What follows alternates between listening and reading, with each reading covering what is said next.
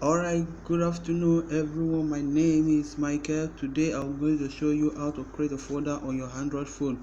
We have two ways of creating the folder. On your home screen like this, if you want to create a folder, you long press on an icon and you will see menu like this. You pick new folder. We have created a folder just like that. Wow, what so easy. So the second way, let's go into our menu. This is all our icons here. All right, let's create a folder here.